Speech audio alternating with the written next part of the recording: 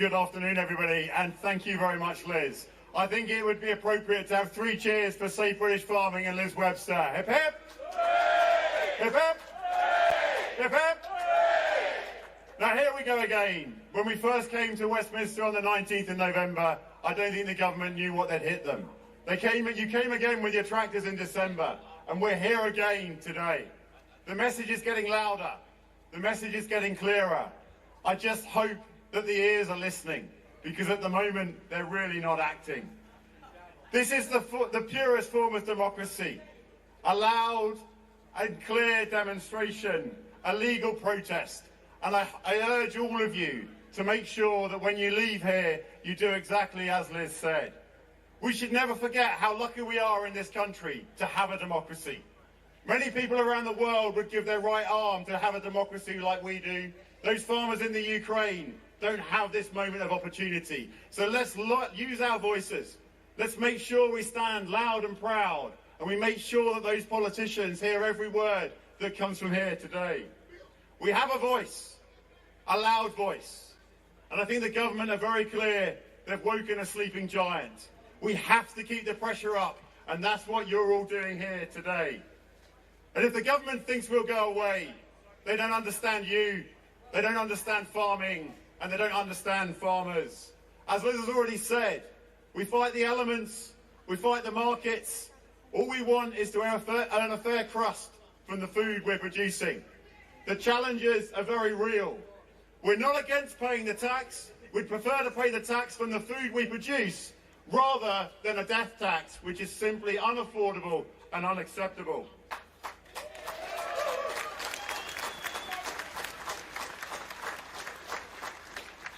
The sense of betrayal in the industry is one that I've never, ever known. A policy that we were promised would not be introduced.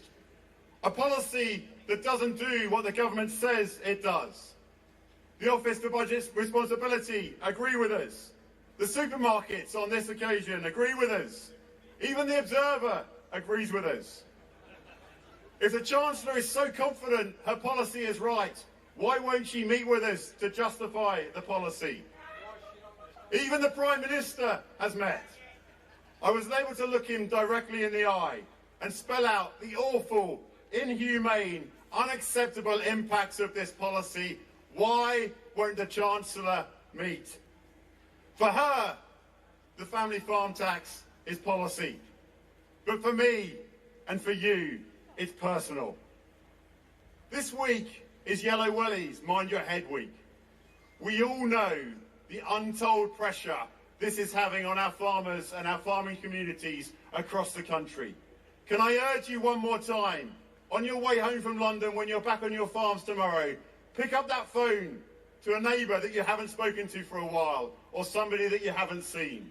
We can't let people suffer in silence. We must be there for each other. As President of the National Farmers Union, representing 70% of English and Welsh farming, I've received hundreds of emails, messages about the impacts of this tax. The human impact of this policy is simply unacceptable. It's also economically unacceptable. Economist after economist has turned against the policy. And let's be very clear here today, 75% of farmers producing this country's food will be impacted by the proposed changes to inheritance tax. That's 75% of businesses that will no longer invest for our future, that won't build the resilience that delivers food security. And when the government are sitting there saying that food security is national security, they're sitting there saying they need economic growth, and they're doing everything they can to stop you investing in the future of your businesses. That is simply wrong.